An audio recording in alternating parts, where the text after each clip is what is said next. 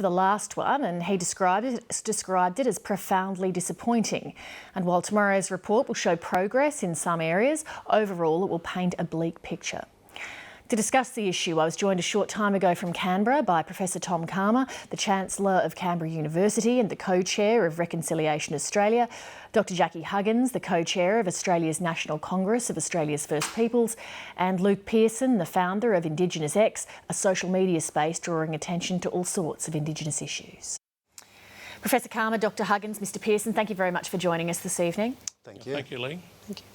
Professor Calma, is it too cynical to think that tomorrow that we're probably going to hear what we hear every time this report comes out, which is some talking up of small progress in some areas, but when the glaring disparities are pointed out, we'll hear the old staple that there's still a lot of work to be done? Oh, look, but I think the reality is that there is still a lot of work to be done. You know, we're talking about a generational target, a generational aspiration to be able to close the inequality gap. And we've only been going 10 years. And whilst that seems like a long time on paper, you know, the real concern is that in that 10 years we've seen really the campaign kick off in 2008. So then you're only looking at you know, less than 10 years since the Close the Gap or the Closing the Gap campaign started by government. And it is early days. And even though we've seen some progress, we've also seen massive changes within government, and I can't think that there's one minister who's still in the government who was involved with us at the beginning of this campaign.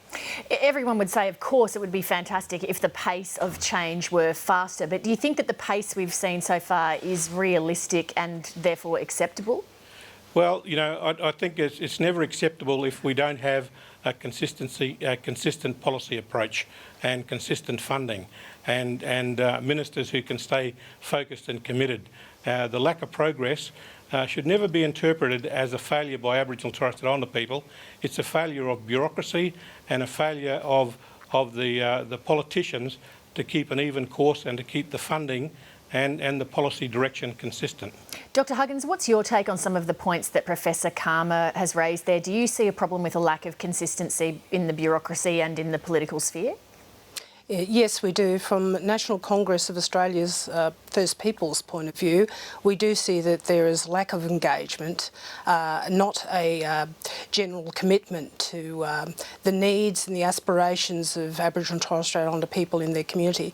And we believe that our country, our people are in deep, deep crisis in terms of Aboriginal and Torres Strait Islander policy in this country. For me, I've worked for many decades now, and I can't remember such a low point in our history where our people on the ground are just not getting the services. You know, there's twice as much spent on Aboriginal and Torres Strait Islander funding than there is across other populations. Now, we know that with the billions of dollars that are spent, much of that is not even reaching to communities and people in dire needs in our communities. And so where's the bottleneck there? Like, why does that happen? Well, a lot gets wasted and a lot gets caught up in government and bureaucratic funding.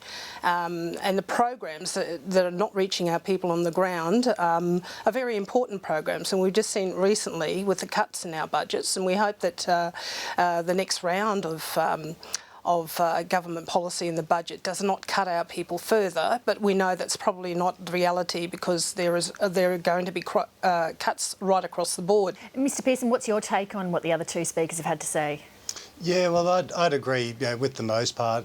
You know, when the failures in closing the gap come out and get announced, it's quite often Aboriginal and Torres Strait Islander people who cop a lot of the brunt of the blame for what's going on.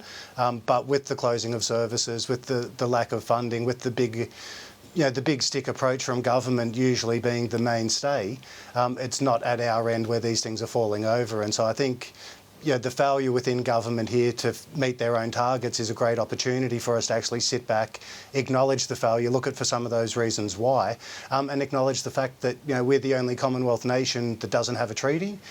We also have the highest rates of Indigenous incarceration. We have, you know, off the charts numbers of Indigenous youth suicide, and I don't think these things are unrelated. With those issues, I mean, I could sit here and spend the whole rest of the interview just rattling off just shameful statistics in this area. Given the gap that there is in so many aspects of life between Indigenous and non-Indigenous Australians, why do you think, Mr Pearson, that this isn't an issue that's just absolutely front and centre of the public debate in Australia every day? I think a big part of it is that, from within government, from within media, within mainstream Australian society, the big conversation that we don't want to have is about Aboriginal empowerment and is about racism. And those two issues are conversations that we're going to need to have, and there's going to be some very hard questions that need to be asked if we're going to see progress around those points. And while we still look at, Aboriginal people can't be trusted to look after our own affairs, and we have a preference to look at government for solutions rather than from communities, we're going to keep moving backwards. Professor Karma, Mr Pearson raised the idea of a treaty. What do you think about that, and what do you say to people who might say, oh, well, that's symbolic, but it wouldn't be a practical help? Well, look, I think it's very important because we've got to look, and this is what the Close the Gap campaign is all about, is looking holistically at the issue of health and looking at the determinants that impact on whether people enjoy good health or not. And that includes employment, education, social, emotional well-being, our mental health status, all have to be looked at and addressed appropriately. And treaty is just one of those key issues that we need to consider.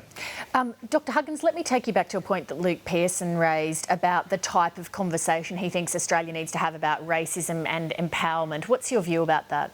Yes, look, I absolutely agree. In fact, as a historian myself, I know that the true history of our country and the racism that has been permeated since is not taught, it's not recognised, and it's not even believed sometimes out there in the community. I think racism is at the very core of the systems that operate in this country.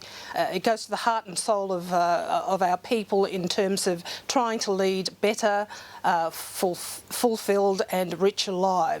And if white Australia can come to the proposition that we don't want racism in our country, it's not accepted, and we should move on together as a nation, I'm sure that we would find in our hearts and in our minds that there is a possibility that we can work this thing together, because as Stan Grant said in his speech recently, we are better people than that, and certainly our people, Aboriginal and Torres Strait Islander people, the First Nations people of this country, I believe, and many other people do believe, that we deserve much, much better.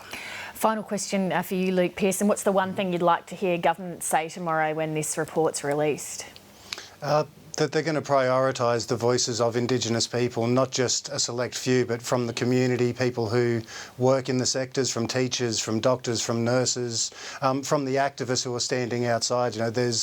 There's so much information out there and so many perspectives that are valuable and need to be respected if we're going to be able to move forward together. Thank you so much to all three of you for making time to speak to us tonight. Much appreciated. Thank you.